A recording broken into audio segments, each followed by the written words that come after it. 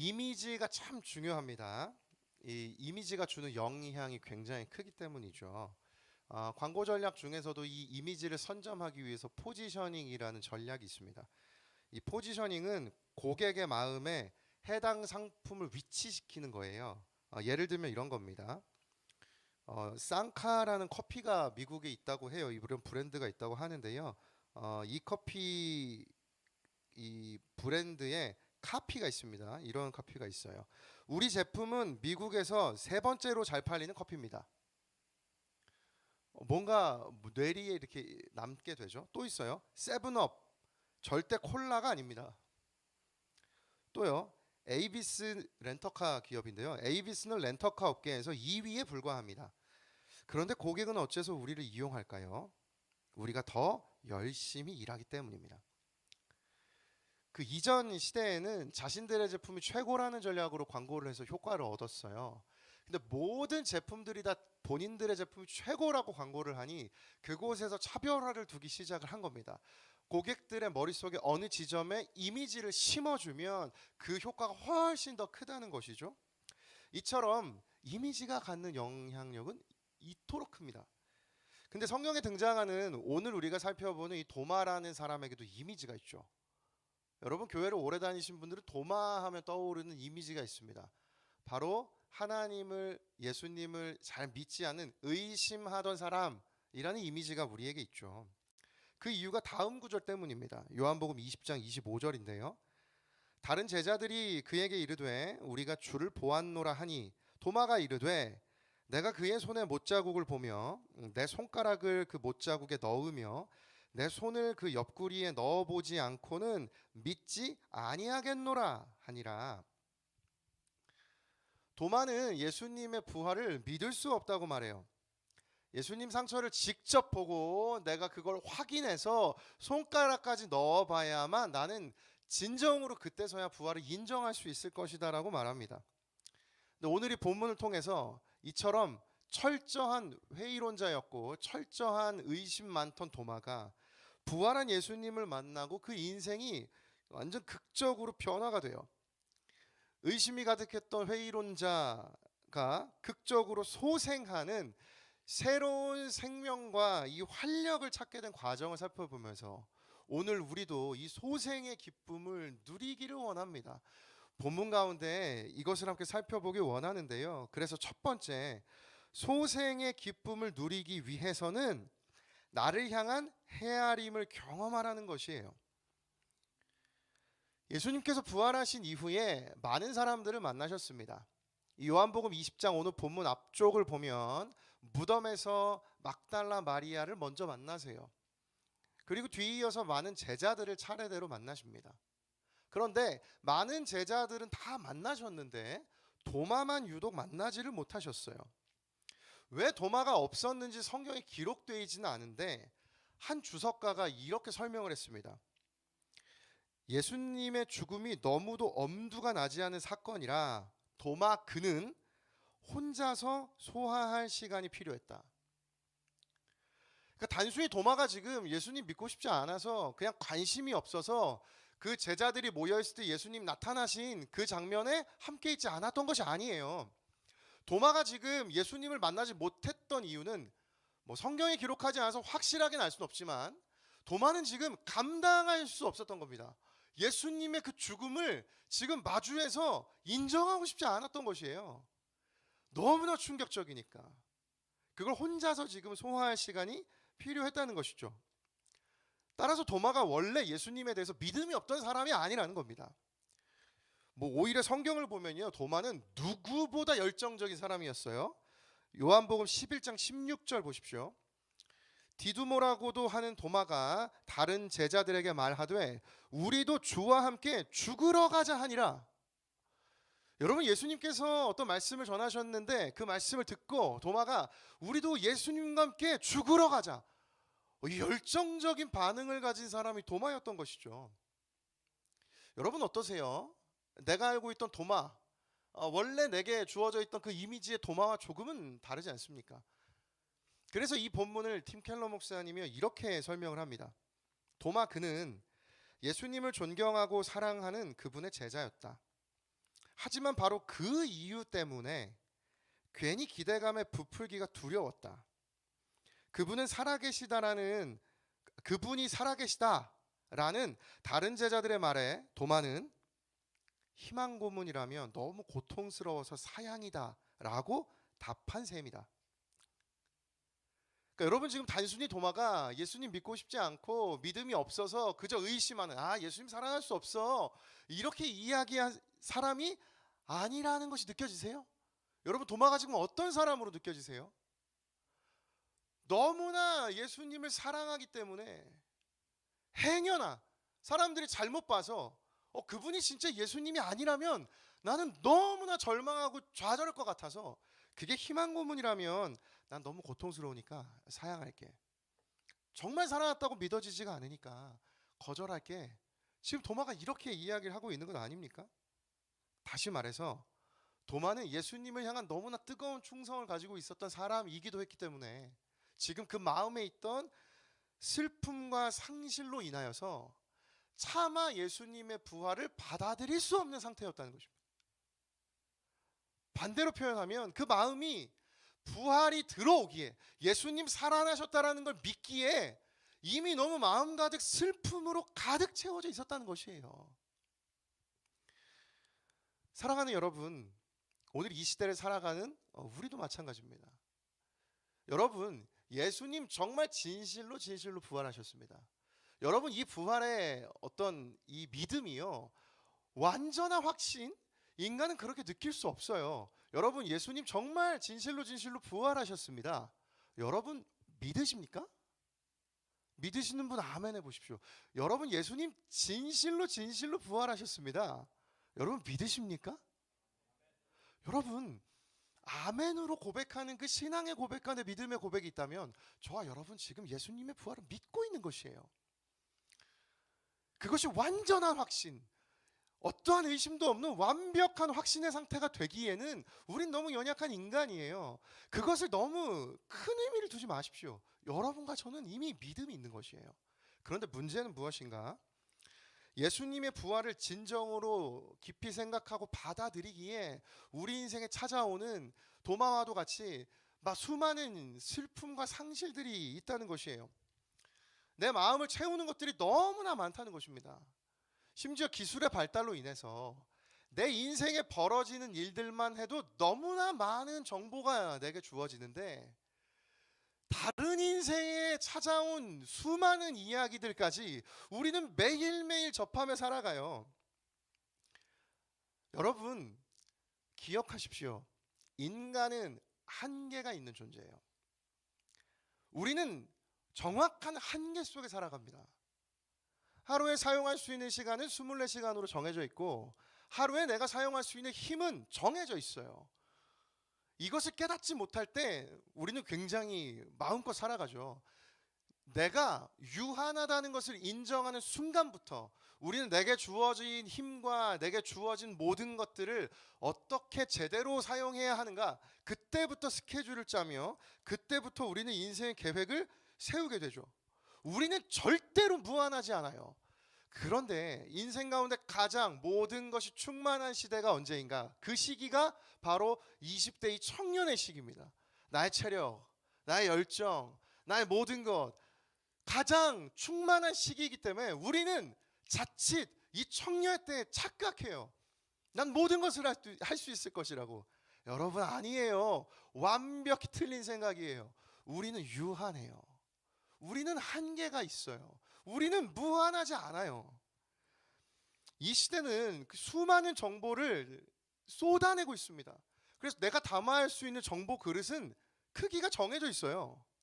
내가 담을 수 있는 내 마음의 그릇이 제한되어 있다고요. 근데 이 시대가 그곳에 흘러넘치도록 수많은 정보들과 감정들과 상황들을 우리에게 계속해서 쏟아내고 있습니다.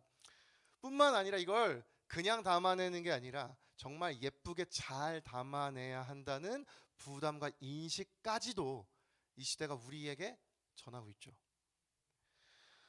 한 책에서 설명한 이 시대가 우리에게 채우고 있는 신념들이 있는데요, 이런 것이에요. 자유, 타인에게 피해를 주지 않는 한 당신이 선택한 대로 인생을 살아가는 자유를 누려야 한다.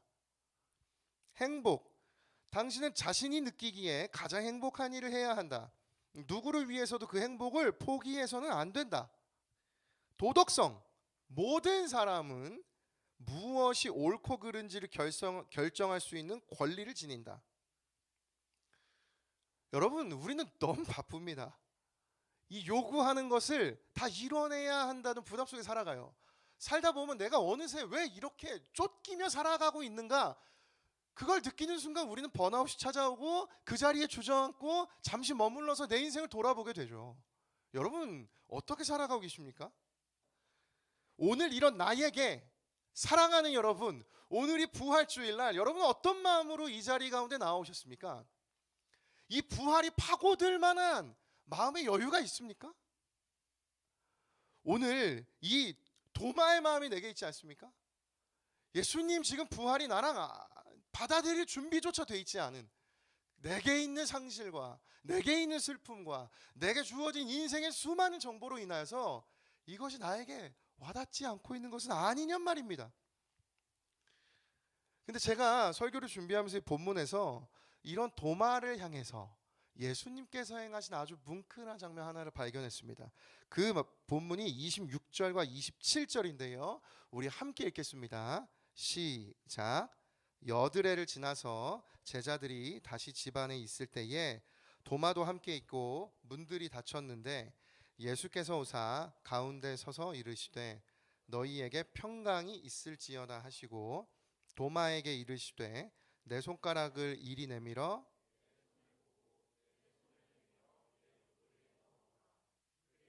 믿음 없는 자가 되지 말고 믿는 자가 되라. 예수님께서 제자들에게 다시 찾아오셨어요.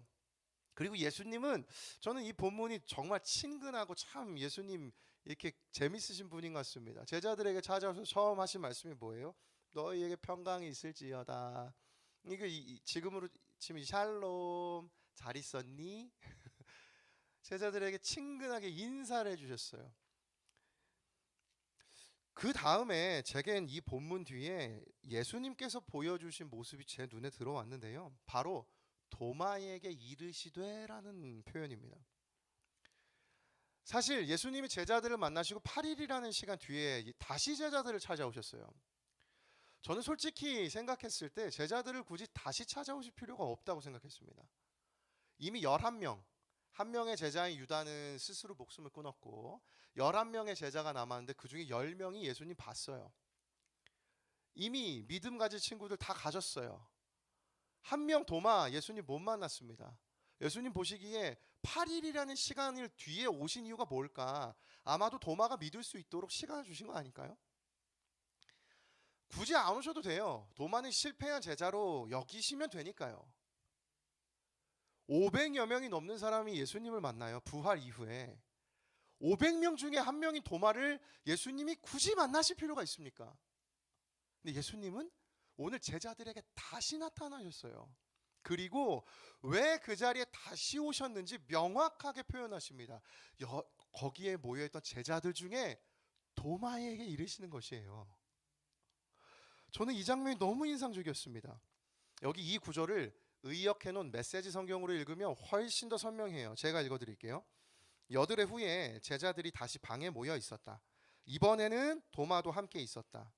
예수께서 잠긴 문들을 지나 들어오셔서 그들 가운데 서서 말씀하셨다.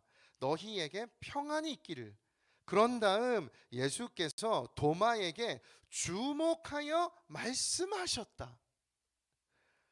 저는 이 구절이요, 예수님께서 한 사람 도마를 위해서 제자들에게 다시 오셨다는 이 표현이 너무 뭉클하게 다가왔습니다. 그리고 그를 주목하시며 그가 의심했던 것들을 스스로 해결할 수 있도록 예수님께서 그에게 아주 넓은 헤아림으로 찾아오셨던 것이죠. 모두가 도마는 의심하는 사람이라고 여겼을 때, 심지어 2000년이 지난 오늘까지도 우리는 모두 다 도마를 의심했어요. 도마는 믿음 없는 사람이야. 근데 이 인생 가운데 도마에게 유일하게 찾아간 분이 계십니다. 그분이 누구십니까? 예수 그리스도 아니십니까? 저는 이 장면이 너무 뭉클하더라고요.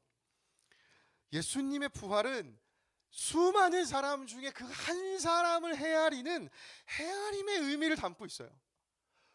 이 예수님의 헤아림이 오늘 우리에게도 각 사람마다 예수님께서 보내주고 계십니다. 예수님께서 그 헤아림으로 우리를 찾아오고 계신 것이에요. 오셔서 예수님께서 도마에게 그 만남 이후 뭐라고 말씀해 주십니까? 믿음 없는 자가 되지 말고 믿는 자가 되라. 그 한 사람 도마도 변화시키시기 위해서 오신 그 예수님의 헤아림, 여러분 오늘 이 예수님의 마음이 담겨있는 그것이 예수님의 부활입니다. 그 예수님의 마음이 담긴 날이 오늘 이 부활 주일인 것입니다. 따라서 사랑하는 여러분, 오늘 나에게도 이 예수님이 다시 찾아오시는 줄을 믿습니다. 나에게 찾아오셔서 여러분과 저를, 각 사람을 주목하시며 예수님 오늘 이렇게 말씀하십니다. 믿음 없는 자가 되지 말고 믿는 자가 되라. 너가 그토록 보고 싶었던 나의 상처 여기 있다. 도마는 어느 누구에게도 이거 예수님께 얘기하지 않았어요. 예수님은 이미 헤아리셔서 도마의 의심을 아시고 찾아오셔서 그 마음을 직접 대면해 주십니다. 여기 있다. 너가 의심하는 만큼 나를 확인해 보거라. 사랑하는 여러분, 오늘 나의 인생 가운데 고통과 상처가 있다면 예수님이 그 마음을 이미 헤아려 주셔서 오늘 이 자리 가운데 나에게 찾아오셔서 그 마음을 어루만져 주시고 헤아려 주시는 줄을 믿습니다. 그리하여 믿음 없는 자가 되지 말고 믿는 자가 되라. 이 예수님의 말씀에 아멘으로 화답하며 나아가는 오늘 우리 모두가 되기를 예수님의 이름으로 축복합니다. 저를 따라 고백하겠습니다. 나에게 헤아림이 필요합니다. 그래서 여러분, 저는 이 사랑하는 대학 일부가 이 헤아림으로 가득한 공동체가 되면 좋겠습니다. 특별히 이 청년의 때에 겉으로 보여지는 수많은 각자의 저마다의 이미지들, 보자마자 되게 무서워 보이네, 보자마자 되게 세 보인다, 어떤 엘더 어떤 리더 너무 무서워, 벌벌벌. 여러분, 그 엘더 그 리더 그렇게 무서운 친구 아니에요. 여러분의 해할 수 있는 위험한 리더십은 대학 일부에 없습니다. 여러분, 그 헤아림으로 서로를 대하는 공동체가 되면 좋겠습니다. 세상에서는 보이는 것이 가장 중요해요. 내 외모, 내 스펙, 내 환경, 내 커리어, 내가 이루어낸 어떤 수많은 포트폴리오들이 나를 만들어내요. 여러분, 그건 헤아리는 것이 아니에요. 그건 보여지는 것에 대한 즉각적인 반응일 뿐이죠. 그 너머의 마음을 헤아릴 수 있는 공동체가 되기를 축복합니다. 그게 진짜 세상과 다른 하나님의 공동체 아닙니까? 오늘 소그룹에 가셔서 두려웠던 분이 있다면 가서 서슴없이 손을 내밀고 인사하십시오. 너희에게 평강이 있을지어다. 오늘 샬롬의 인사를 받으신 그분 평안하시기를 바랍니다. 소생의 기쁨을 누리기 위해서는 본문에서 발견한 두 번째 메시지는요, 사실을 넘어서는 의미를 발견하라는 것이에요. 여러분, 사실 한 가지를 말씀드리겠습니다. 분당 우리교회 드림센터는 2012년부터 시작이 됐습니다. 정확히는 2011년 12월 첫째 주부터 시작을 했어요. 여러분, 이 사실이 여러분에게 어떻게 다가오고 있으세요? 저에게는 엄청난 뜻깊은 의미로 다가옵니다. 왜냐하면 드림센터가 생기던 그 시기에 저는 이 분당 우리교회에서 전도사로 사역을 하고 있었기 때문이죠. 드림센터가 생기기 전에 송림 쪽에만 우리 교회가 있었던 시절, 저는 한 주일날 예배를 섬기지 않고 이전에 여기 이제 얼마 전에 사라졌던 롯데마트가 있던 시절, 그 롯데마트 정문 앞에 의자를 하나 펴고 앉아서 1시간 정도 제게 정해져 있는 시간대에 롯데마트 앞에서 차가 몇 대 유턴하는가를 세는 일을 하고 있었어요. 제가 왜 그걸 하고 있었는지 아세요? 나중에 우리 교회가 여기 들어오면 다른 차량들과 얼마나 많이 겹칠까, 그걸 조사하기 위해서 저에게 허락된 시간 동안 계속 한 곳만 바라보면서 한 대, 두 대, 아직도 기억나요. 그리고 드림센터가 저쪽 바깥쪽 외벽 계단 없던 시절, 이 내부 공간에만 있던 계단으로 이 드림센터가 운영되던 시절에 정말 사람들이 비좁고 너무나 붐볐습니다. 엘리베이터도 저쪽에 있던 세 개가 원래 없었어요. 여기 두 개만 있었습니다. 어마무시하게 그때 1만 성도 파송 전이고 정말 엘리베이터 한번 타려면 그래서 그때는 거의 다 걸어 다니셨고 그랬던 추억이 있어요. 이전에 드림센터는 11층까지가 아니었습니다. 8층까지였어요. 그래서 그 이후에 새로 확장된 공간이 얼마나 깨끗하고 놀라웠던지 저에게는 이 드림센터라는 공간은 너무나 큰 의미예요. 그저 사실만이 아니라고요. 이 드림센터가 2012년부터 시작됐던 일은 누군가에게는 지금 사실에 불과하지만 누군가에게는 굉장한 의미로 다가옵니다. 한 가지 예를 더 들어볼게요. 예수님께서 태어나시기 49년 전에 이 로마에 율리우스 카이사르라는 사람이 있었답니다. 근데 이분이 어느 날 프랑스에서 이 로마 쪽으로 남부 쪽으로 군대를 끌고 와요. 그리고 루비콘이라는 강이 있는데 그냥 그 강을 건넙니다. 근데 뭐 그 강을 건너는 일이 대단한 일도 아니었고 그냥 이렇게 저벅저벅 걸어가면 되는 거였어요. 자, 여러분 이건 역사적인 그냥 팩트와 사실에 불과하죠. 그런데 이 일은 의미가 있었어요. 루비콘 강까지 그 밑에 지방은 모두 이 당시 로마를 통치하고 있던 원로원이라는 정치 세력이 그곳까지 자신들의 땅이라는 의미가 있었습니다. 근데 군대를 데리고 이 지역을 넘어서는 순간부터는 선전포고나 다름없는 의미를 지니고 있었어요. 이 팩트로만 봤을 때 아무 일이 아닙니다. 강을 건넜어요. 그런데 그 안에 숨겨진 의미는 무엇인가? 나는 너희에게 공격하겠다라는 의미가 숨겨 있던 것이죠. 역사적 사실, 그저 팩트는 아무런 의미가 없어요. 그런데 그 안에 숨겨진 의미를 발견하게 되면 누군가에겐 굉장한 임팩트가 되는 것입니다. 예수님의 십자가, 예수님의 부활도 마찬가지예요. 이 일이 그저 누군가에게 지금 역사적 팩트, 그저 하나의 팩트로만 남겨져 있는 분이 있을 겁니다. 근데 이 사실이 우리에게 의미요, 강력한 충격, 임팩트가 되어야 돼요. 이 부활하신 예수님의 부활이 역사적인 사실에만 그치는 것이 아니라 이 일이 가지고 있는 의미가 있습니다. 십자가란 무엇인가라는 책에 이런 의미가 있어요. 복음은 단순히 역사적 사실을 선포하는 것 이상이다.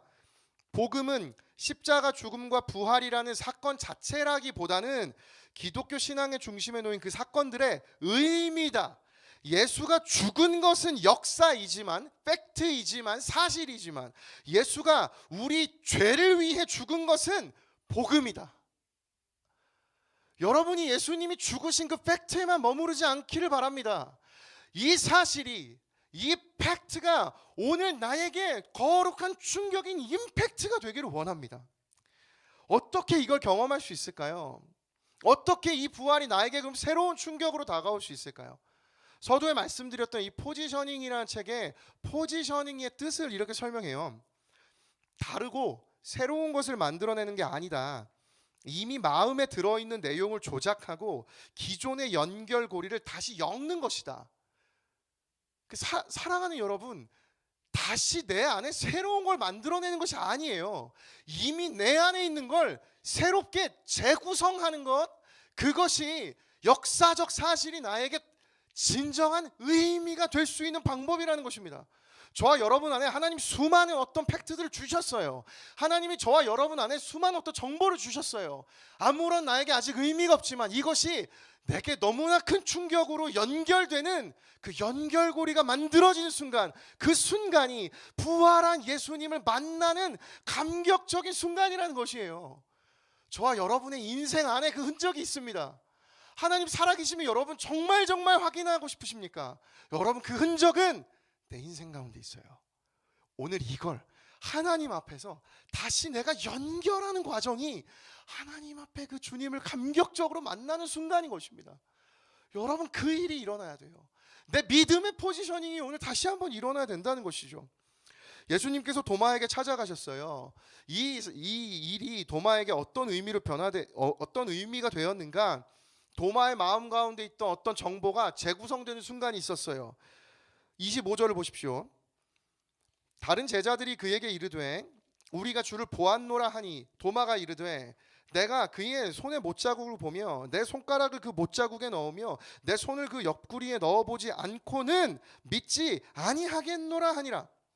도마는 내가 눈으로 직접 보고 내가 손으로 직접 예수님의 상처를 보아야만 내가 믿겠다라고 이야기를 했어요. 여러분, 도마에게 예수님의 상처가 가는 의미는 예수님이 정말 살아나셨다는 부활의 능력의 증거예요. 도마는 상처를 보기를 원했어요.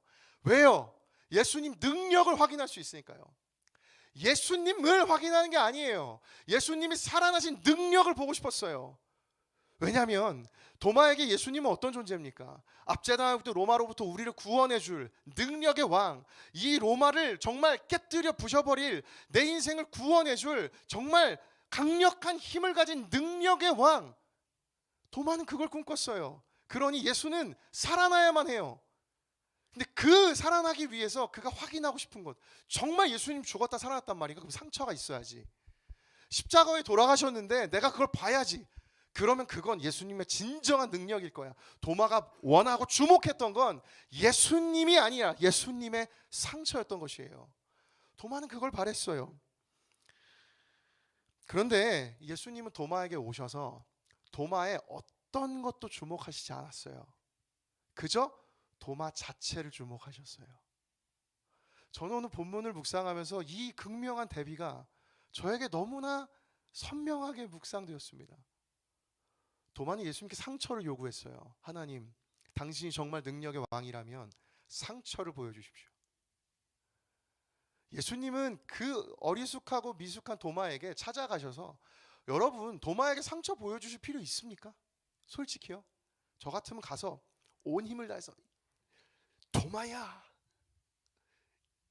정신을 차려라. 꿀밤을 한 대 그냥 빵. 정신을 차려라. 근데 예수님 도마가 원한 그대로 해주셨어요. 자, 여기 봐라. 자, 너가 의심하는 그대로 해라. 확인해라. 그 순간 도마에게 예수님의 상처는 능력의 증거가 아니라 자신의 연약함을 헤아려 주신 사랑의 흔적으로 그 예수님의 상처의 의미가 뒤바뀌게 된 것입니다. 그 순간에 경험한 도마가 그 예수님 앞에 자신이 가지고 있던 수많은 의심들이 재구성됐어요. 아, 내가 가졌던 이 모든 신앙이 예수님 나를 만나주시기 위해서 오늘 이 자리 가운데 허락하신 은혜였구나. 사랑하는 여러분, 오늘 우리 인생 가운데 재구성되어야 하는 수많은 하나님의 흔적들이 있습니다. 여러분, 그것을 다시 연결하시길 바랍니다. 그때 예수님의 부활이 진정으로 나에게 팩트가 아니라 진정한 임팩트로 주어지는 것이에요. 그래서 여러분, 오늘 부활주일날 평소에 하던 GBS가 아니라 여러분 오늘 두 가지 하십시오. 가셔서 고난주간 때 누리신 은혜가 있다면 풍성하게 누리세요. 나누세요. 그리고 내 인생 가운데 감사할 수 있는 것이 없지만 다시금 하나님의 시각으로 살피며 내 인생 하나님이 이루어 주셨다고 감사할 수 있는 감사의 고백들을 오늘 소그룹에 가셔서 찾아보십시오. 반드시 내 인생 가운데 하나님이 도와주시고 이루어 주시는 은혜가 있습니다. 여러분, 그걸 발견해내는 것이, 그것이 진정한 신앙이에요. 예수님에 대한 정보가 재구성된 도마가 하는 고백이 오늘 본문 28절입니다. 도마가 대답하여 이르되 나의 주님이시요 나의 하나님이시니이다. 아멘. 다시 한 번 더요. 도마가 대답하여 이르되 나의 주님이시요 나의 하나님이시니이다. 철저한 회의론자에서 완벽한 신앙 고백자로 도마가 오늘 이 본문 가운데 부활하신 예수님을 만나 그분의 상처를 통해 자신의 인생 가운데 또 수많은 의심이 재구성되어서 진정한 믿음의 사람으로 변화되었던 것입니다. 사랑하는 여러분, 오늘 이 자리가 예수님 앞에 나를 헤아려 주시며 나에게 주목하시는 예수님의 마음을 발견하시기를 바랍니다. 그리고 그 예수를 만나서 그 예수님이 나의 인생 가운데 여전히 풀리지 않는 것들을 다시 재구성해 주시는 은혜로 말미암아 그저 부활이라는 사건이, 예수님이라는 존재가, 하나님이라는 분이 나에게 사실로 여겨지는 것이 아니라 의미로 다가오는 오늘이 주일이 되기를 예수님의 이름으로 축복합니다. 설교를 맺으려고 하는데요, 인생에 벌어진 수많은 사실들이 있습니다. 여러분, 이 수많은 사실 속에 하나님이 이루신 일들이 모두 다 들어 있습니다. 우리가 예배드리는 이 시간에 하나님 앞에 기도하며 구해야 하는 것은 무엇일까요? 하나님, 전 유한해서, 저는 연약해서 이 하나님의 뜻을 다 알기가 너무 어렵습니다.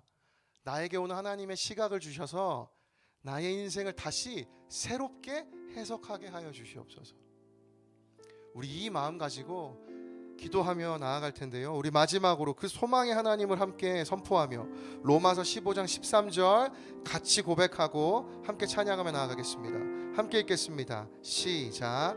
소망의 하나님이 모든 기쁨과 평강을 믿음 안에서 너희에게 충만하게 하사 성령의 능력으로 소망이 넘치게 하시기를 원하노라. 아멘. 우리 이 마음 담아서 이 성도의 노래, 믿을 수 없는 믿음의 고백을 고백했던 이들의 인생이 오늘 나의 인생 되기를 다짐하며 우리 합심해서 함께 선포하며 나아갑니다. 환난, 가난과 고난, 환난, 가난과 고난, 수고로움 속에도 성도는 그 믿음을 지켰네. 주를 섬기는 일에 자신을 다 드리며 진리의 말씀과 성령으로 그 길을 걸었네. 다시 처음부터 고백합시다. 환난, 가난과 수고로움 속에도 성도는 그 믿음을 지켰네. 주를 섬기는 일에 자신을 다른 진리의 말씀과 성령으로 예수님 걸어가신 그 길을 걸었네. 그리스도 안에서 즐겁게 하시고 그리스도로 인하여 자유케 되었네.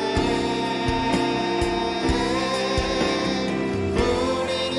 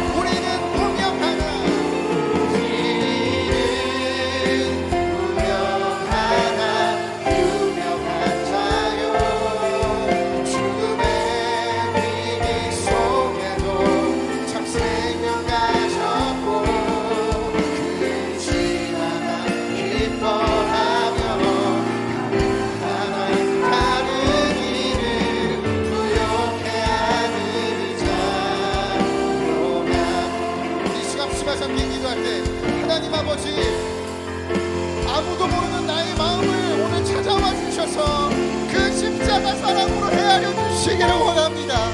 하나님 아버지, 내 마음을 헤아려 주시기를 원합니다. 합심하여서 함께 기도하겠습니다. 사랑하신 하나님 아버지, 하나님 아버지, 오늘 모르는 나의 마음을 하나님 다 아시고 있습니다. 의심만 도마에게 찾아오셔서 그 도마의 마음을 아시고 하나님 그 도마에게 말씀해 주신 그에게 주목하여 말씀하신 하나님의 마음으로 그 말씀을 도마에게 주목하지 않으시게 됐습니다. 어느 누구도 주목하지 않던 그 한 사람, 예수를 부인하고 믿지 않고 하나님을 의심했던 그 한 사람, 그에게 찾아오셔서 주님이 그를 주목하신 것을 기억합니다. 하나님, 나에게 오늘 찾아와 주셔서 다른 수많은 군중 가운데 있는 내가 아니라 오직 나를 위해 오늘 이 자리에 오늘 찾아오신 그 믿습니다. 사랑하는 주님, 오늘 이 시간 가운데 주님의 사랑으로 나의 마음 가운데 하나님 그 넓고 깊은 헤아림으로 나를 헤아려 주시옵소서. 주여,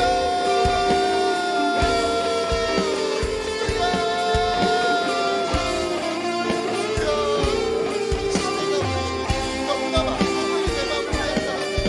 하나님, 주님만의 시간 만나기를 원합니다. 하나님, 주님만의 시간 경험하기를 원합니다.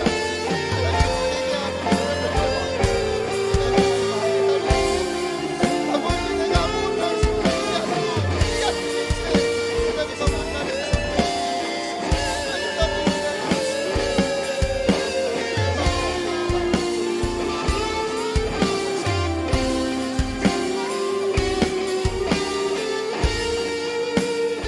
마지막으로 함께 기도할 때, 사랑하는 여러분, 정말 하나님을 믿고 싶으세요? 여러분, 정말 예수 그리스도의 십자가 부활을 믿고 싶으십니까?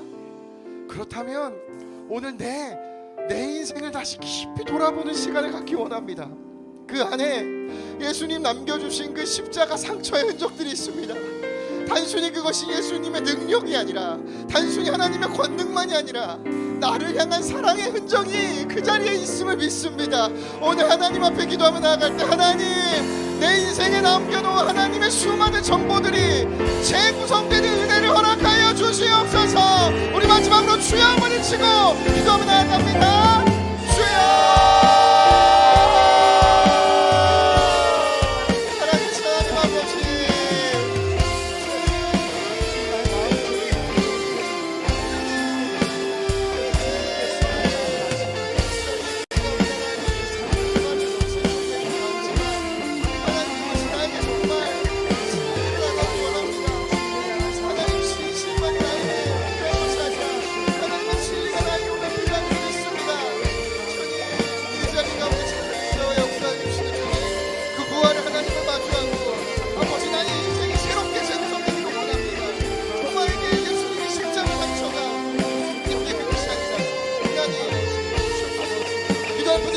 마지막으로 선포합니다. 우리는 무명하나, 우리는 무명하나 유명한 자요, 주의 빛 속에로 참 생명 가졌고 의심하나 기뻐하며 가난하다 다른 일을 부욕해 하는 자.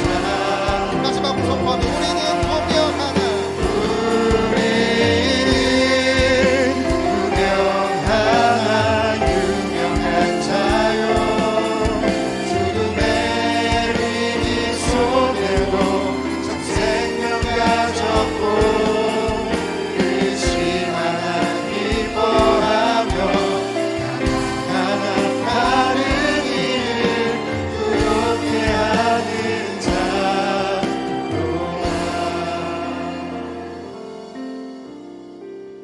무명한 자 같으나 유명한 자요, 죽은 자 같으나 보라, 우리가 살아있고 징계를 받는 자 같으나 죽임을 당하지 아니하고, 근심하는 자 같으나 항상 기뻐하고, 가난한 자 같으나 많은 사람을 부유하게 하고, 아무것도 없는 자 같으나 오직 모든 것을 가진 자로다.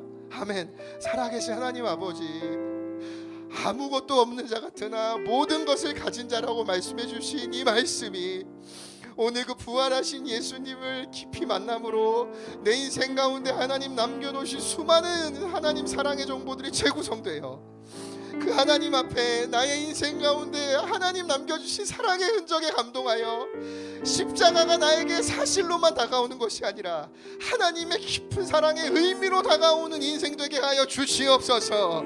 하나님 앞으로의 인생 가운데도 이와 같이 일하여 주실 줄을 믿습니다. 그 부활하신 하나님과 동행하며 기쁨으로 살아나기를 원합니다. 그 하나님의 은혜 가운데 충만히 살아가는 우리 사랑하는 모든 대학 일부의 청년들 되게 하여 주시옵소서. 이 기도에 반드시 응답해 주실 그 주님을 신뢰하며 지금은 우리 구주 예수 그리스도의 은혜와 하나님 아버지의 다함없는 사랑과 성령의 교통하심이 오늘 이 자리 가운데 모인 모든 하나님의 사람들과 항상 함께 하시기를 간절히 축원하옵나이다. 아멘.